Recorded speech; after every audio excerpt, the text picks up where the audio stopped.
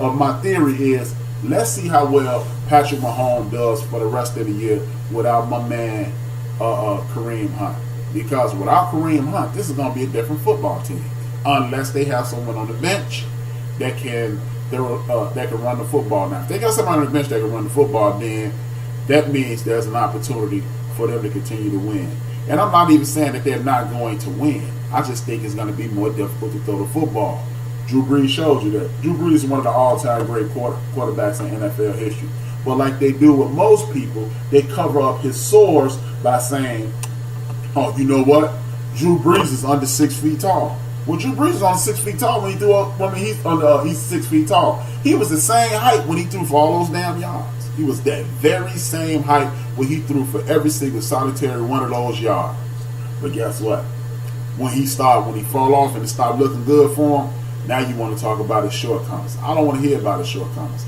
He's always had those shortcomings, so please miss me with that. I'm just saying, you know, we can talk about this and talk about that, but let's talk about the reality of the situation. If you can't run effectively, you are not going to be a good football team in this National Football League. You can win some games, but you're not going to win championships. I'm just saying.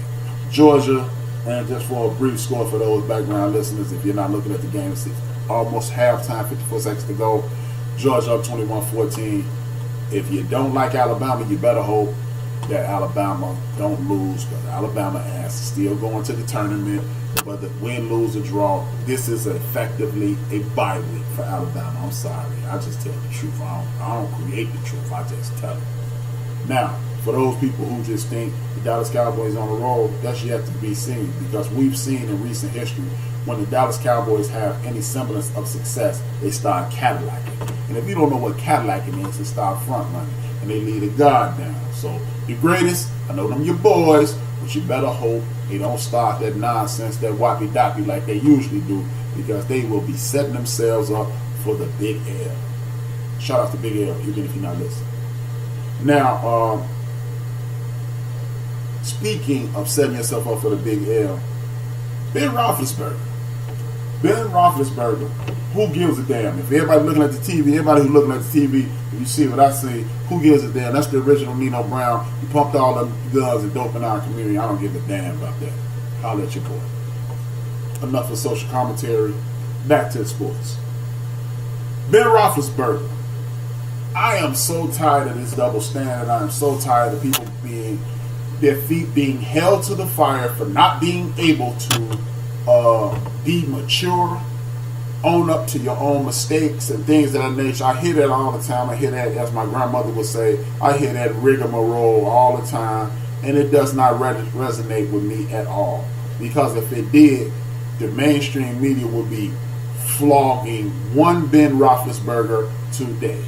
And the reason I'm saying that is because Ben Roethlisberger had the audacity to criticize Antonio Brown when he hit that wide open defensive lineman, and then he started dissing Antonio Brown. You ask me, if I was Antonio Brown, I would, if I was the rest of the receiving corps, I would still work my ass off, because it's my money on the line and I could be cut at any point. But what I would do is, I would let it be publicly seen. Even though Antonio Brown did clap back already, but I would have just simply let it be publicly seen that we do not like Ben Roethlisberger. We do not support the foolishness and chicanery that he's putting out there. Because Big Ben is never accountable for anything. He's talking about he's been there long enough. You know what, Ben? Quarterback and wide receiver are two of the most dependent positions in all of football. If you're a running back, you might be able to fake a linebacker out and get down the field. Barry Sanders, what's my man name? With the Giants now. I can't. I'm going crazy. I can't think of nobody's name in the last 2 weeks. Barkley.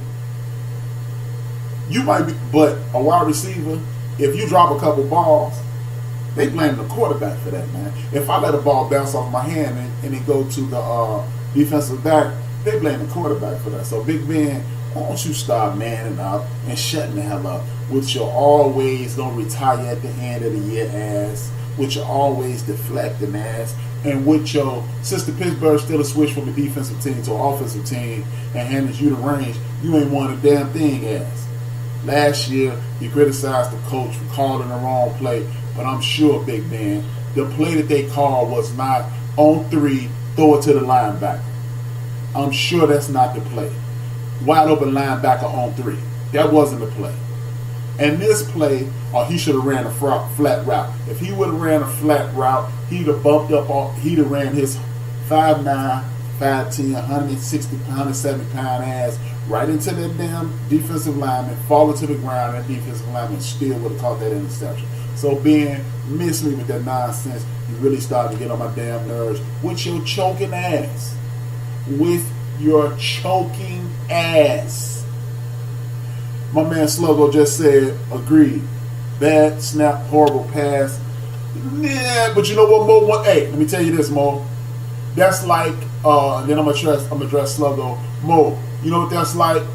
When you in practice, at football practice, they say if the ball hits your hands, you should catch it.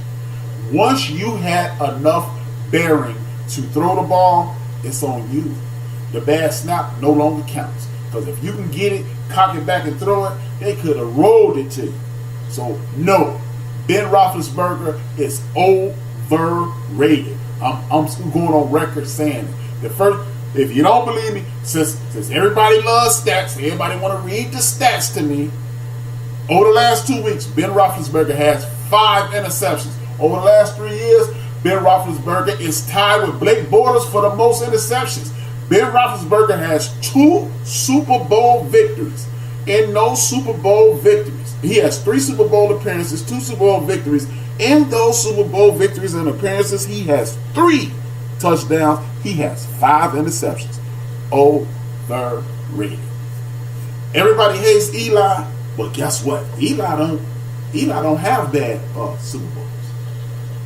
Hate him if you want. Eli Manning does not have bad Super Bowls. He might not be crap to get you to the Super Bowl. Once the playoffs start, Eli is a whole different man. Agreed. Big Ben blames everybody but himself. He's always turning the ball over in the most opportune times. Fact. I'm meeting my family for dinner and at the worst restaurant in the world, Olive Garden. Damn, Tiff, that's hard. I ain't ordering no food, just drinks. Cheers to my sister Tiffany. Stand strong, my sister. And hey, get some salad though. Get the salad. The salad is good. The salad. I can't front on the salad at Olive Garden. The salad is good. Everybody saying some big ups to Tiffany. Give us some strength, people. Tiffany needed shit at the Olive Garden. At the Red Lobster of Italian food. Shout out to Tiffany. We're praying for you, my sister. We're praying for you. Now, I was going to get off this social thing, but the NFL got so many social issues going on right now. I got to slap my favorite. He's not my favorite because I saw him play all the time, but he's my favorite because he was the first black quarterback that I've seen play on a regular basis. This brother by the name of Doug Williams. My brother Doug Williams. Man, my brother Doug. Oh, happy birthday, Tiffany. Shout out to Tiffany on the happy birthday side of the game. Big ups to Tiffany.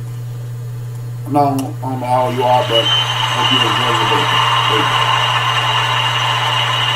But Doug Williams, another brother who was made to look like a damn fool by the system.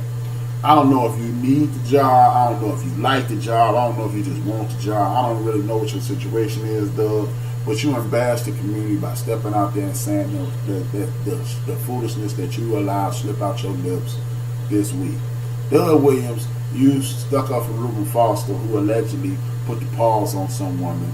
Then you signed them and you let these people put you out there as the front man. Because if we say this, we gonna look like some angry white man. But if he say it, ain't nobody gonna trip because he black on that. I don't understand that, Doug. You're better than that. Please don't ever let that happen again, Doug Williams. I'm gonna always be a fan, but you get the suck of the week, boy, man. I'm gonna steal a note out the homie, Angry Black Man page. he got out of that ninja. They got the colonizer of the week and the fish eye fool. I'm gonna give me a Sucker MC award, man, because man, this is kind of ridiculous, man. And, you know, one second. Log in to X Squad. Man, come on, bro. Hell, just go to X Squad, dumbass. Sorry, y'all.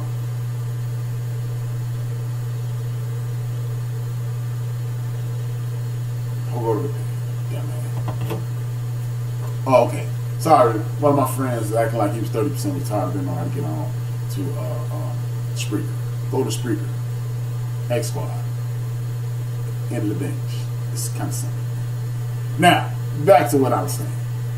What was I saying? Oh, what I was saying was, Doug Williams, you embarrassed the hell out of us, man. You embarrassed the community with this foolishness that you did. You allowed these people to put you out there as the front man for domestic violence.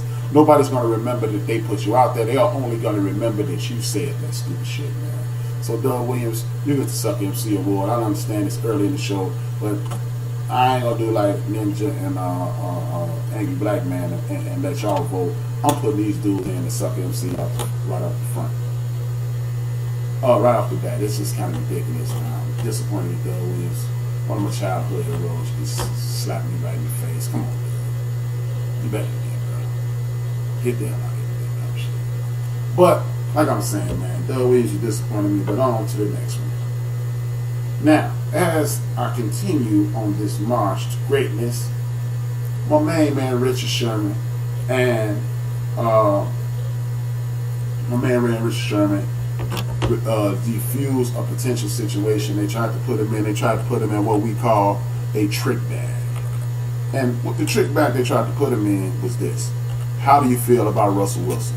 Anybody that knows anything about sports knows that Richard Sherman and Russell Wilson did not have a relationship.